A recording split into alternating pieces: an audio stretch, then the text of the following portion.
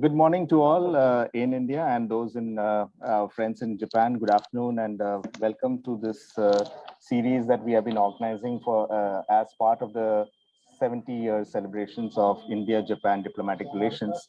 The CEO Speak series that we have started off. This is the third in series, and this is the focus is on innovative collaborations for developing future generation communication technologies. We have stalwarts from the industry, Mr. Yasufumi Hirai, who is who is the CIO of Rakuten Group, and also Mr. CP Gurnani, again the CEO of the Tech Mahindra, has graciously accepted to be part of this discussion. Here we have with us also again a very well-known face, Mr. Kiran Karnik, again former president of NASSCOM and also the chairman of the CII National Committee for E-commerce, who will be chairing and moderating the session. But to start off, we have with us Ms. Mona Khandar, the Minister Economic and Commerce, Embassy of India, Tokyo. We thank you very much for supporting this initiative, the Embassy of India, for organizing this series, which happens to be a monthly series, celebrating about the various collaborations that is happening between the two countries in various sectors. And today's session is really special, and thank you very much for joining, Ms. Khandar. And I would like to formally welcome you and thank you for all your support. Ms. Khandar, you have been a great support to us for all our activities, and as Minister Economic and Commerce, you have been leading various initiatives for economic development and bilateral trade between India and Japan. I would not take too much of time, but I would like to hand over to you so that you can give your remarks before we go on. Thank you very much. Thank you, Rajesh, for those kind words. So konnichiwa for all the participants joining from Japan, and good morning to all the participants joining from India. So moving ahead, today we have third event on a very contemporary and interesting topic of innovative collaborations for developing future generation communication technologies. This is in the CEO Speak Fireside chat series with illustrious CEOs that are widely known and followed. So Padma Shri, Mr. Kiran Karnik is Chairman CII National Committee on E-commerce. And also as a former president NASSCOM, he is very well known as the driving force of India's offshoring wave. And Mr. Yasufumi Hirai, Rakuten, Group CIO and also Vice President Rakuten Mobile, also has rich experience of working at senior positions in Microsoft Japan, IBM Japan, and Cisco. Mr. CP Gurnani, CEO and MD, Tech Mahindra, former chairman, NASSCOM, and his acumen in acquisition and merger of Satyam is well recognized as a landmark corporate transformation. So I would rather prefer to sit back and listen to their insights. However, like just to complement this event with the flavor of public policy, let me just begin with important national policies and program in India and Japan in this sector, followed by the bilateral engagements. So let me begin with Digital India. It is an umbrella program to transform India into digitally empowered society and knowledge economy and prepare India for knowledge future. So the focus of this umbrella program is to make technology central to enabling change management at national level. And there are three key areas: digital infrastructure as a utility to every citizen, governance and services on demand, and digital empowerment of citizens.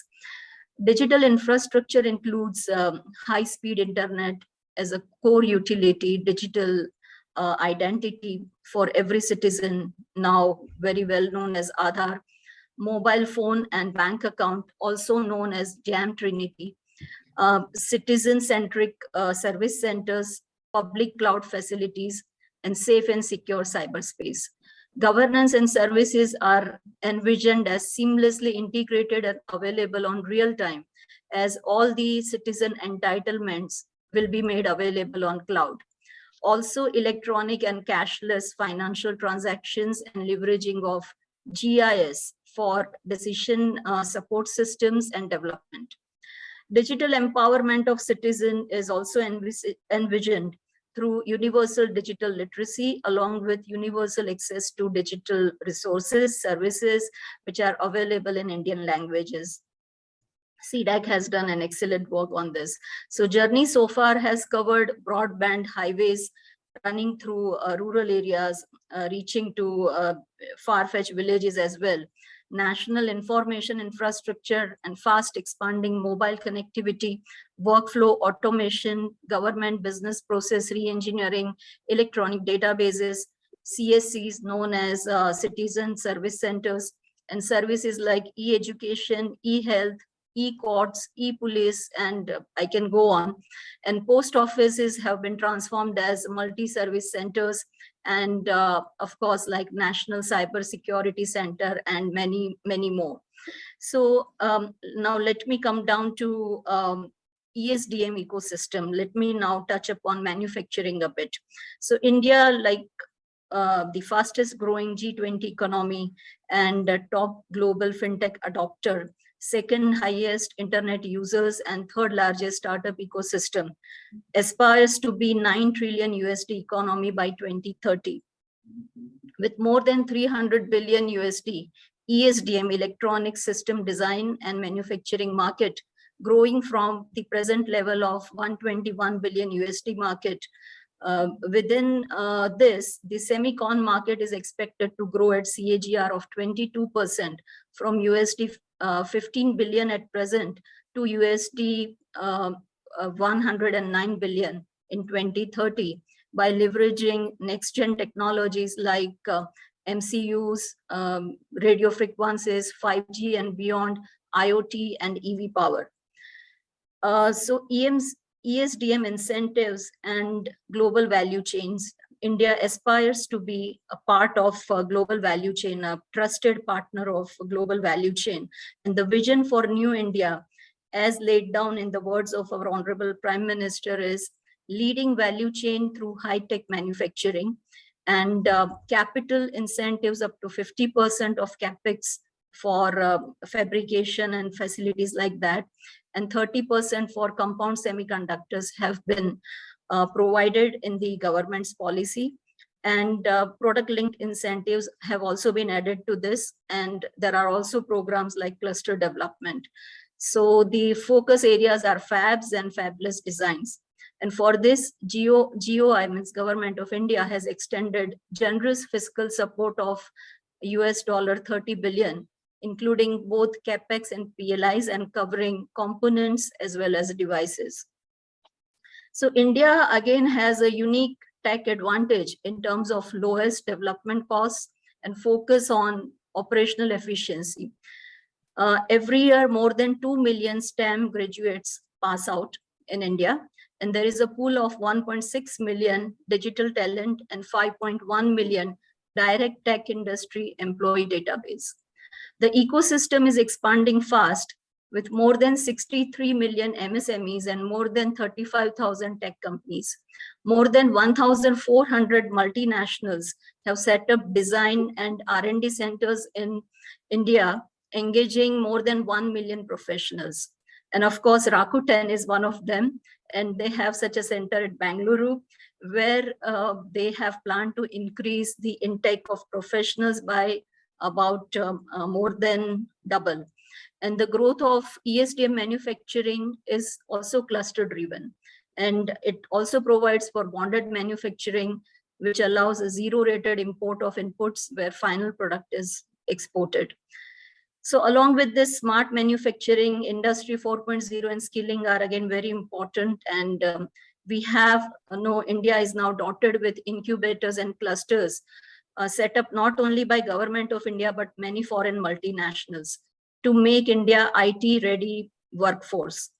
This has the target of skilling 10 million students in 5 years, and expand IT and IT service in regions like Northeast, and skill 300,000 service delivery agents in 2 years, and 500,000 telecom ready workforce in rural area.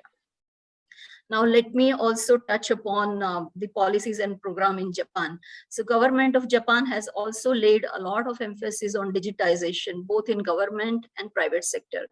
A national agency is being set up for this.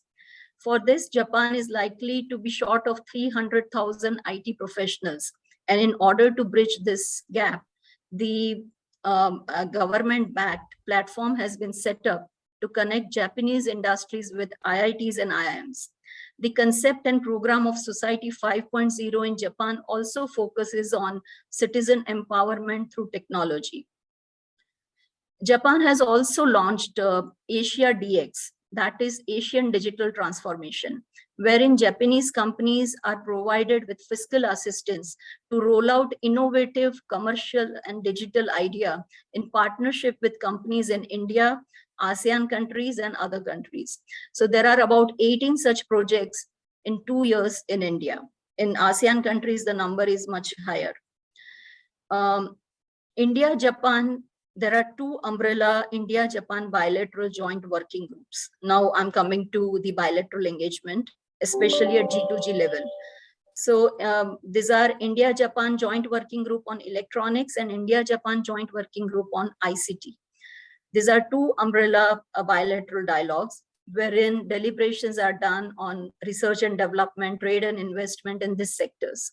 So presentations and discussions are held on emerging technologies such as quantum computing, 5G and beyond. And besides government, academia and private sector also participate in a limited manner in these 2 umbrella joint working groups. Japanese companies have also participated in Indian projects like laying submarine cables in India. And 200 million India-Japan, $200 million India-Japan fund of fund has also been set up to invest in VCs, which in turn invest in Indian startups. A number of Japanese companies are setting up incubators, digital lab, innovation hub, etc. in India. And programs like Startup India has given a major boost to startup ecosystem in India, expanding it to tier 2 and 3 cities of India. And recently, India had 100th unicorn, and number of semicons in India is also increasing. So startup and innovation in India has reversed the process of brain drain from India, which is very heartening, as many young people and young graduates and IT professionals, they aspire to have a startup rather than joining corporate jobs. Japan has rolled out programs like Startup Visa to attract startups to work on Japanese challenges. So Tokyo, Osaka, Nagoya, and Fukuoka are emerging as startup and innovation hubs in Japan. So let me just flag the issue maybe for deliberation.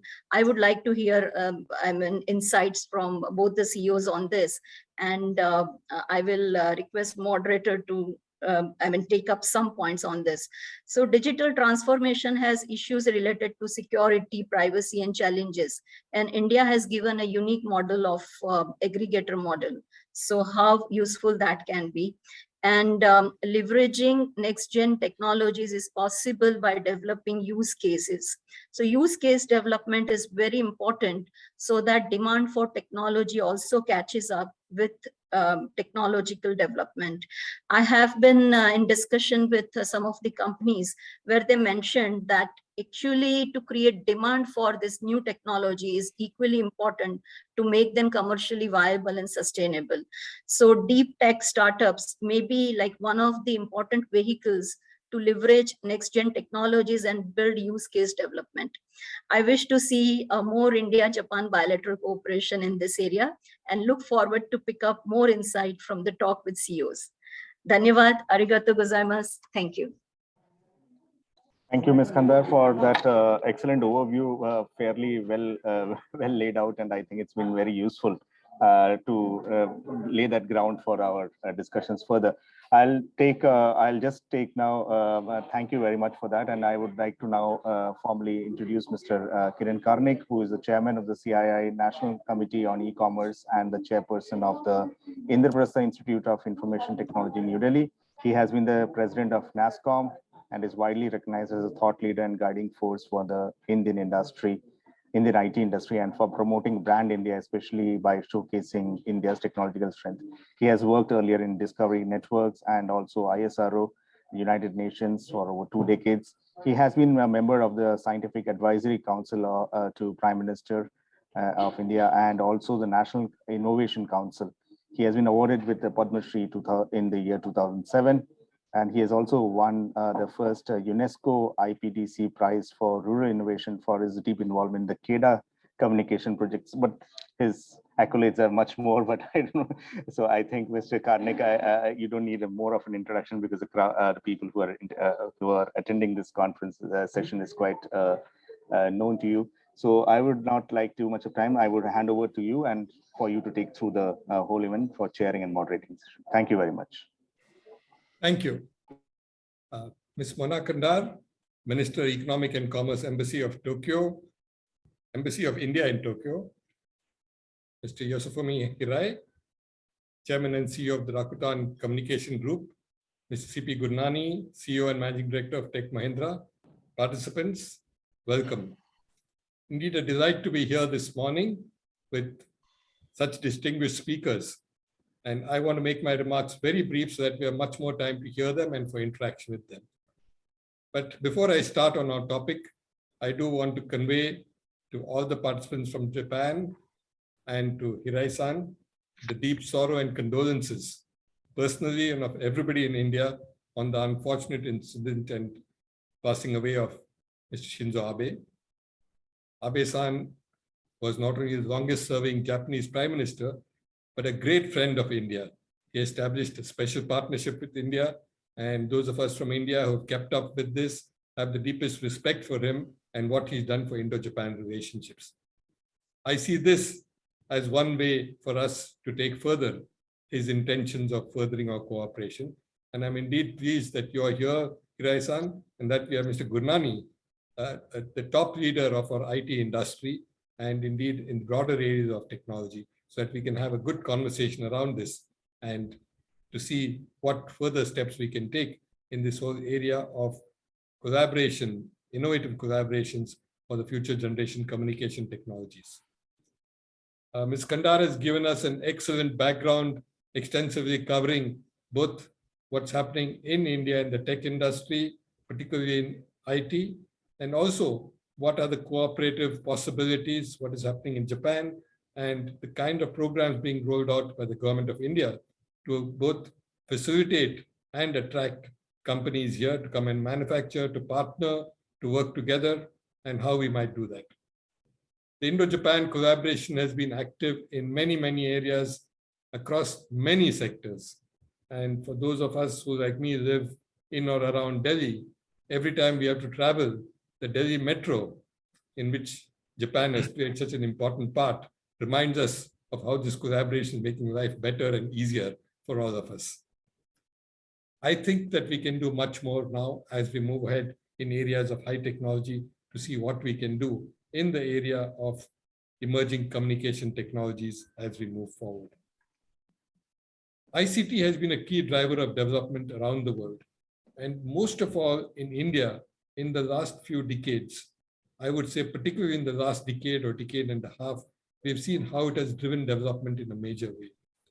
Today, mobile communication is available across the country, and we've crossed much more than 1 billion mobile handsets.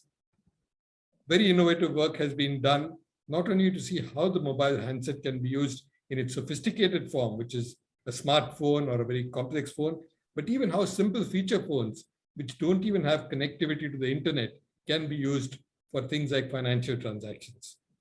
And we in India are very happy with the kind of work that's happened on these platforms, which enable us to do a lot of transactions, work, information, communication, using everything from a simple phone to a very sophisticated one. As we move to the next generation of technologies, looking at 5G, low latency communication, communication delivered from space with low Earth orbit satellites and other means of communication, as we look at what's happening in the areas of IoT, automation, robotics, and moving ahead to newer quantum communication and quantum technologies, the scope for what more can be done is tremendous.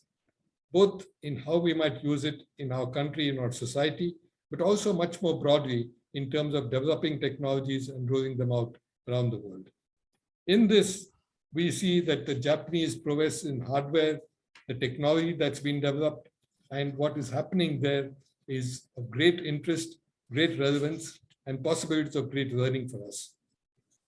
We think the possibilities of collaborating between India's capabilities, especially in software, but in other areas, India's huge market, and the attractiveness being rolled out through programs which the government is putting out for attracting investment, joint ventures, collaborative partnerships, and research can be of great use as we move forward. And the Indo-Japan collaboration in these areas will not only help India and Japan, but can indeed be rolled out to third countries around the world. And I see this as a great possibility of where the complementarity of Japanese capabilities, Indian talent, market, and size can be something which we can work together on. This is something which has been furthered by the government through various programs. Ms. Kandar mentioned Digital India. She mentioned the production-linked incentive scheme. She also talked of other areas. And I want to also mention the National Policy on Electronics 2019, which aims at making India a global hub for ESDM, electronic systems and design and manufacturing. Also promoting exports and enhancing domestic value addition in what we do here. In view of this, today's discussion is particularly important. And given that we have two industry stalwarts from the two countries, both familiar with each other's countries and markets, I think there's a great deal can be done. The one point which is troubling us is why, of the big market that the Indian IT industry commands in terms of software and services, why is Japan such a small part of it? And this is something which I want to flag for a later discussion and ask both Mr. Gurnani and Mr. Hirai about what can be done in terms of promoting Indian presence in Japan in that area, even as we promote the Japanese presence in India for more manufacturing and more research. That may be something which we might address as we go forward. What are the challenges? What are the constraints? What do we need to do? Enhanced India-Japan collaboration in advanced areas would be of particular interest. We are just beginning to explore these areas. And to us, it seems that as we move from 5G to 6G, the possibilities are immense. And nothing can be more appropriate than to have the two people we have on this panel for the discussion and as speakers to share their thoughts, their ideas, their experiences with us, and to suggest how we might move forward in a big way. Ms. Kandar has already given you the background of Hirai. I won't dwell on it further. He's a very, very well-known figure, as is indeed his company, the Rakuten Group, and I don't need to introduce them any further. I just want to add one small point, which may be of interest in a very, very different manner to participants who know Mr. Hirai, know of his company, know of his technological capabilities and his background, ranging right from IBM to Cisco to Microsoft and now in Rakuten, but also that he's a director of the Tokyo Philharmonic Orchestra. And that might be music to ears of those who are music fans, but I think it tells you more about his character. Ms. Kandar has also spoken about Mr. Gurnani.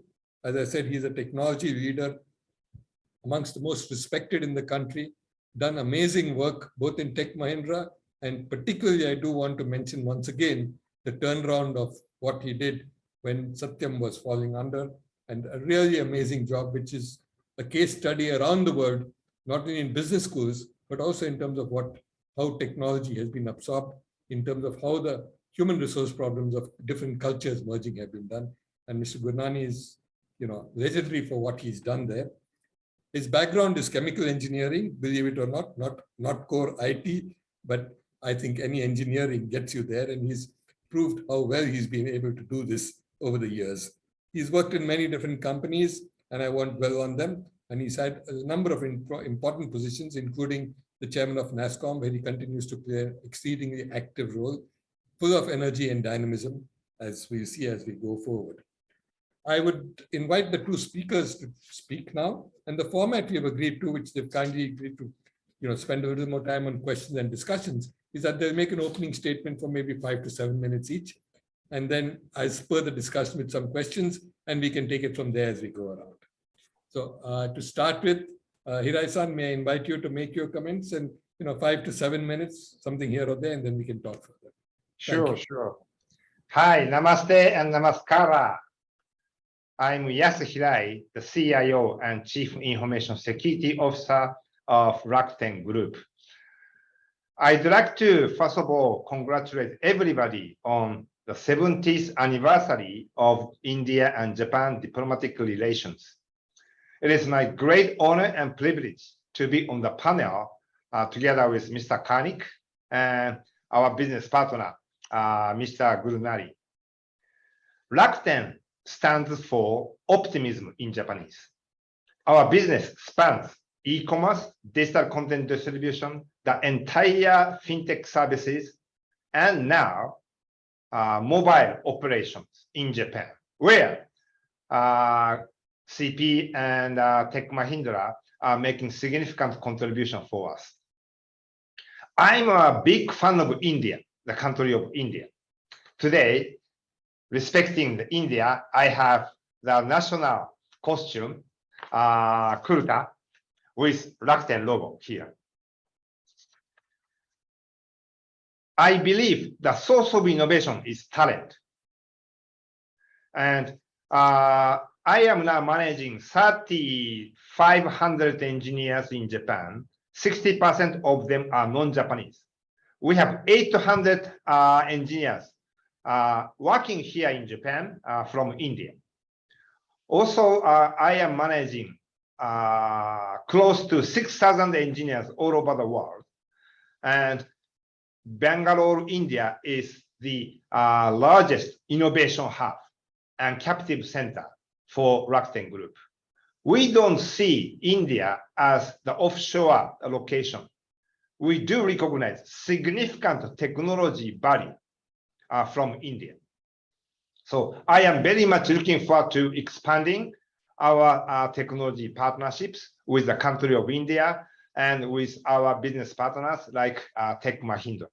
By the way, before the COVID-19 pandemic, I've been in Bangalore, India for over a month and a half, living at the service apartment, not at the hotel. I cooked dinner, breakfast, etc.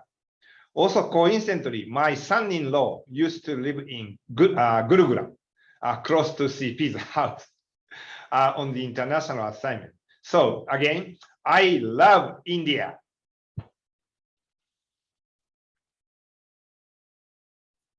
Thank you very much, Hirai-san. Thank you for that brief opening comment.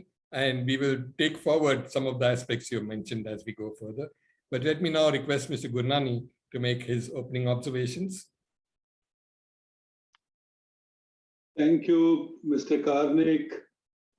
And thank you, Hirai-san. I only wanted to remind Hirai-san that in one of my meetings, he brought in a baton which is used by the conductor of the orchestra. And he gifted me his own baton to remind me of the friendship that Indians and Japanese have had. And Hirai-san, I want you to remember that the way you touch everybody's heart by wearing an Indian kurta and an Indian jacket, which is sometimes called Modi jacket, sometimes called Nehru jacket, but the reality is that with the Rakuten logo printed on your jacket, it only shows it is a full commitment. I'm a huge fan of Rakuten, as many of you would know that Rakuten is in multiple businesses. Miki-san, Mikitani-san, whichever way you want to call him. What impresses you is that you enter Japan, you think you're challenged because you need to speak English or you need to know Japanese to get around. But when you enter Rakuten, everybody speaks English. Every employee in Rakuten speaks English. And in a lot of ways, Kiran, Karnik, why am I bringing this point up front is because you asked a question, how to improve the IT relationship between India and Japan. So when you walk into a Mikitani shop, as I said, they are in various businesses. But when you look at their marketing spend, they are known as Amazon of Japan. They started the e-commerce. The latest is they are a 5G operator in Japan. Their own company, which I'm sure Hirai-san has an influence, which is into global IT and technology mobile industry, is called Symphony. Only Hirai-san can name his company Symphony. So the point I'm trying to make here is one of the main ways we can solve this equation is when an Indian company learns Japanese, if a Japanese company which operates in Japan for majority of their businesses can learn English. So whole of Rakuten, there is only one English language that is used, which is English. So I think that is where we need to make our investments. But overall, I think you, Kiran-san, you started by paying homage to Abe-san. I promise you that is a generic statement of all Indians towards Japanese and all Japanese towards Indians.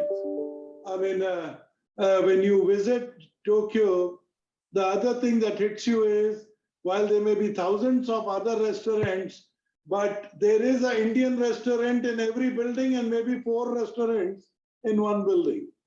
So Hirai-san does not cook in Japan. He only cooks when he comes to India. So the third part from my perspective is, I think there is a desire to repeat the Suzuki success story. I call it a Suzuki success story is that Suzuki's biggest business is India now. Suzuki's largest export base is India now. And I think Japanese businesses can become more competitive, not by just the industrial townships or PLI, but actually making some of their businesses more competitive by doing the usual synergy. The usual synergy was Japan was known for hardware, tech, India or Tech Mahindra was known for software, marry the two together. I think we need to take a step further. How do we globalize it? How do we get to 100+ countries? How do we not work only for Japan, sell to Japan, but it is sell with Japan? So I am excited. And in a lot of ways, Japanese companies like Rakuten have shown a way. They have gone and invested in Barcelona, the soccer team in Barcelona. They are sponsors of Golden Warriors team in California. I mean, they sponsor NBA today, which only shows that global ambitions also require global marketing. So I think scale up is imminent. It has to happen. Global collaboration is required. Global marketing is required. And more important is language barriers need to be broken. And I believe there is synergy. I believe there is scale because it is in our interest of Japan and in interest of India. So Hirai-san, let's make music together. Great. Thank you, CP. Very well said. Yes.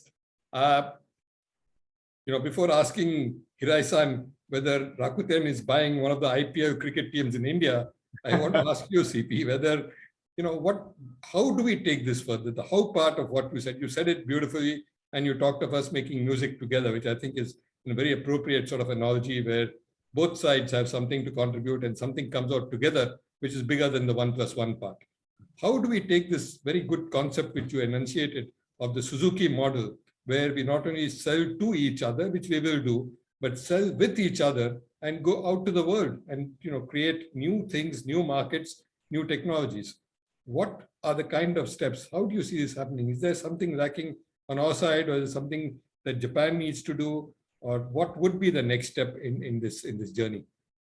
Yeah, actually, I am not the expert on the manufacturing vertical or automotive industry. But if you step back a little bit and take a look at the key control point of information technology, that control point was moved from hardware compute to software to data itself, and now network. In that context, I believe India can play a very, very strategic role for Japan, combining Japanese expertise in hardware with quality and advanced software expertise in India. So it's a kind of a go-with model, combining two different key components together for the global market. Thank you. CP, you want to comment on this too? So I think, Hirai-san, let's look at a few large sectors where each one of us can potentially work together. Number one, I think 5G or communication, we have already established. There is a relationship and it needs to be expanded. The second part is, I think you beautifully presented that software is now the glue, which is a necessary in every industry. It doesn't matter whether it is about a car, where we all know that software has become an integral part. But automotive industry is being challenged by the shortage of semiconductor industry. Mobile industry is being challenged by the shortage of semiconductors. And number third is, if you look at the next wave of need, India's consumption of healthcare increased from 110 billion to almost 400 billion in the last 4 years. Now, again, while you need doctors, you need nurses, you need hospitals, but you also need technology. You need, number fourth is Industry 4.0. Making manufacturing competitive has become a necessity, and most of us understand that there is a US-China stresses. There are stresses which have been caused because of Russia-Ukraine war. The world equation is changing, and the two friends have to get together to solve some of these challenges, which is supply chain, which is semiconductors, and which is Industry 4.0. And the faster we solve real life problems, the faster we will become relevant to each other, instead of just setting up committees to solve the problems. So my 2 cents here are definitive task forces to solve some of the problems or challenges. And as some of you would say, challenges also mean opportunities. I think there's an opportunities for joint investment. Very good. Hirai-san, to what CP just said, what do you see as the possibilities in one specific area which is of particular interest to India, which is healthcare? What kinds of things do you see there in terms of use of IoT, diagnostics, data you mentioned, artificial intelligence for a whole host of purposes? Is that an area which you see as something where India and Japan can work together as new technologies emerge? Absolutely. Actually, rather than dealing with any industry verticals in general, I believe India and Japan had better prioritize just a few industry verticals, which includes definitely healthcare, telecom, and hopefully fintech, where we can capitalize on the power of 5G, IoT, AI, also blockchain technologies to get everything connected each other so that we can create new data supply chain. And I fully agree with CP to prioritize healthcare, where we can see huge upside opportunities for improvement. Hirai-san, do you also see opportunities in the area of skilling and education? That's another area in which we are deeply concerned and deeply committed to in this country. And of course, in the area of technology itself, very critical to build the talent base. India has the numbers, but we must build the talent base. And CP has been talking of this. I want to ask him about upskilling talent and so on. But would you like to comment on how we might also begin to use technology in education, as you mentioned, in healthcare? Actually, Japan is way behind in terms of ITization in the education sector. Japanese government just started the Giga School initiative, where they put Wi-Fi connectivity, providing the students with the laptop and tablet PCs. I believe India is way advanced than Japan in terms of education. That is why every year millions of excellent students are graduating from the universities and the colleges and contributing to the societies. CP, do you have any other thoughts on this? So, Hirai-san, we all agree that there are a few lessons that we can learn from each other. I think the lesson that we can learn from Japan is how the government, academia, and the industry works together to create plans for the future. I mean, that's the only country where there is a platform where the government, academia, and industry works together. Now, the second part is, where is India's advantage? Clearly, 130 million people in Japan, or 127 million, depending on who you talk to, and India at 1.3 billion people. Now, according to the newspaper this morning, it is 1.412 billion. Okay, 1.42 billion versus 130 million in Japan. Now, the few facts which are again proven, whether it is AI, whether it is data, whether it is security, whether it is robotics or whether it is drones, whether it is quantum computing, there is a definitive consumption patterns which show that the technology consumption is only increasing. So, in my opinion, where both the countries need to make sure that we are inclusive, we have a sustainable growth. Again, as I wanted to bring in the other demand of the industry and the future is about sustainability, and we are secure. If we start putting all these three boxes together and start marrying what is good in Japan, the good in Japan is automation. The good in Japan is better automation and robotics in industry. And if we are able to marry the two, which is the talent supply, skill factories, and consumption, I think we have a pattern. There is a need from both the sides. We have proven that India is able to anticipate the skill demand. We are able to invest together for future of skilling.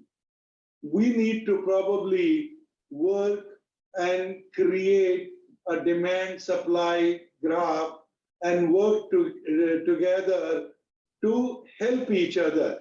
As I said, it will help the bilateral trade. You in automation, we in software engineering. Very good. Yeah, I think that's right, CP. And going forward, that may be something we need to look at. But in that context, as we begin to look ahead, what are the possibilities of working on Indo-Japanese collaboration in more basic areas like research and development, laboratories, research institutions? Is there some scope for a good joint research effort, a joint research institution maybe in specific areas or addressing a specific sector, whether it's healthcare or manufacturing, or as you said, CP, the energy sector? Are there possibilities and need to look at creating some kind of framework where we work together with a concrete outcome in one or more of these sectors? Can we take a step back and, Kiran, if it's okay with you, request, Madam Mona Kanda to remind all of us that India and Japan did sign a few initiatives on science and technology to set up industrial cities, to do PLI, and what is, in her opinion,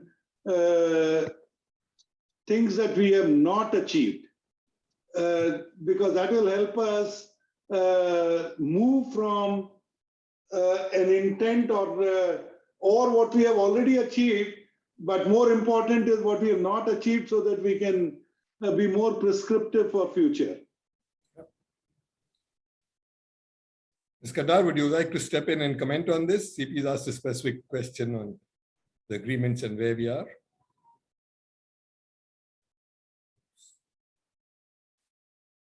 So, no, we have signed a MOU recently by two ministers.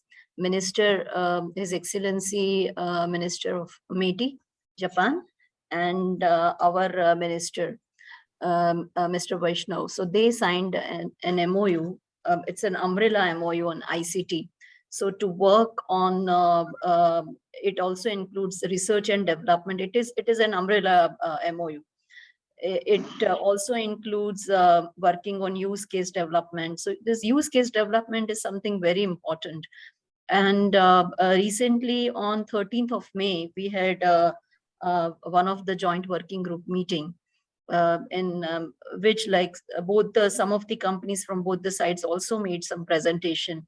And we had very interesting discussion on 5G and beyond, and quantum computing and couple of more technologies. And some areas have also been narrowed down in this respect. And as I mentioned, there are some of the projects where Japanese companies like NEC has participated, like laying down a marine cable and similar such projects. So this is where we have taken up some joint projects. We are looking at some of the areas for further research and development, and we are particularly looking at use case development. And with Rakuten also, for 5G rollout, Rakuten also took a lot of interest, and we briefed Rakuten also about what are the timeline and what preparations have been made for taking trials for 5G, and what is being done for use case development on both the sides. So a lot of information sharing was also there. So this is where we are. And we would like to have more engagements on deep tech. Thank you. I think that's very useful. Hirai-san, any possibilities of more Indian research level talent coming to Japan to learn, to do their doctoral work, and to then build collaborations between Indians and Japanese? As you know, a lot of Indian students go outside the country, not just for graduate education, but for doctoral work or research work. The more popular destinations for higher level work is, of course, the US and to some extent UK, but not too many go to Japan. And is there some way we can increase this flow? Because I think that helps to build collaboration right from the level of research onwards, which then seeps into industry and gets much more active. Yes, Rakuten is more than willing to welcome any engineers, researchers from India. I know they are looking at the US or UK, where the people from India do not see any difficulty in communications in English. Unfortunately, in Japan, outside the Rakuten group, English is not so popular. That is the one hurdle.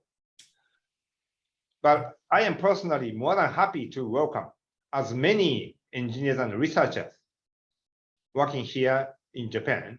Then in a few years, they can come back to their hometown in India, since we have our offices in India. Thank you. I think we should see, but as CP said at the outset, I think the onus is also on us to learn have more people who speak Japanese, because we are a multilingual country by definition. Everybody in India speaks at least 2 languages, and there's no reason why, as we go ahead, Japanese should not be one of them. But yes, that possibility is good. And as Ms. Kandar mentioned, there are agreements which also begin to link the IITs and IIMs, and we should see how to take them forward. If I may add, Yes, Ms. Kandar. during the summit meeting in 2018, both the prime ministers announced India-Japan digital partnership. So that digital partnership is also an umbrella kind of a vision, which has a number of components, and broadly this is divided into a joint working group on electronics and joint working group on ICT. And also we have a program called TITP, Technical Internship Training Program, under which Indian technology professionals, they are coming to Japan for internship program. And Japan's next Ministry of Education also provides scholarship programs for Indian researchers at master's level and at doctorate level and postdoc level. And Japan has a very good ecosystem for this. So these are some of the other opportunities. And of course, the multinationals like Rakuten, they have also set up their own research and development centers, and many other Japanese companies have also set up their own research institutes and setups. Like Toyota, there is a Toyota Research Institute like this. So there is a lot of scope for this. I see a lot of scope for collaboration here.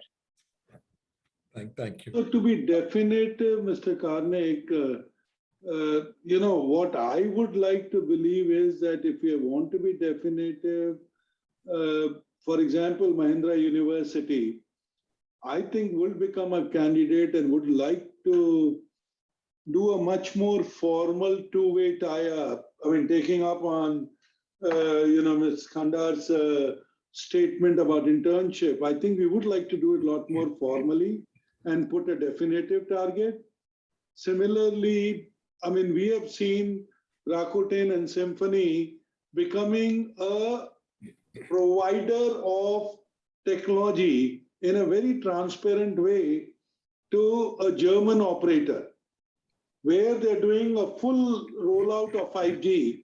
And Tech Mahindra is one of the partners of Rakuten to do this rollout in Germany.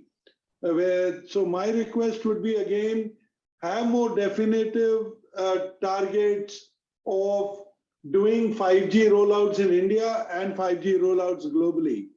Number third, as I continue to emphasize, drones will change a lot of industries, whether they are agri, whether they are education, whether they are in logistics, or whether they are in training. I mean, it was going to influence a lot of industry. I think we should have a combined program on drones, automation, AI, data, and cybersecurity. And I know we have very limited time today, but I would like to, reassure Hirai-san and, Ms. Kandar that Tech Mahindra is committed to Japan and India is committed to Japan. Let's work together. By the way, CP just referred to the model between robotics in Japan and the software development in India. And I can use a different analogy or metaphor. So Japan is very, very process oriented with quality of service called omotenashi. India has its own unique innovation way, jugaad. If we combine those two different things together, process-oriented approach in Japan, jugaad way in India, I believe something amazing can be created. No one else can copy this. Well, thank you. I think both of you, I was about to say that, we can go on and I'd love to go on much longer. It's so interesting, but we're running out of time and I was going to ask both of you for sort of closing comments, but you automatically made them, so I don't have to. I just want to take a minute or two to wind up this very interesting discussion. It can't be summarized. It's been wonderful and wide-ranging. I do wish sincerely that we had much more time where we could hear much more of what is happening and the possibilities that are there. But I do think we have touched on a few key aspects of what can be done. You mentioned the complementarity, and I think you hit the nail on the head, Hirai-san, when you said that, Japan, we respect for quality, excellence, efficiency, and India has created a name for itself in innovation, in frugality, in creating new kinds of applications which are inclusive and now sustainable. And I think a combination would be good. I do want to touch on one more complementarity.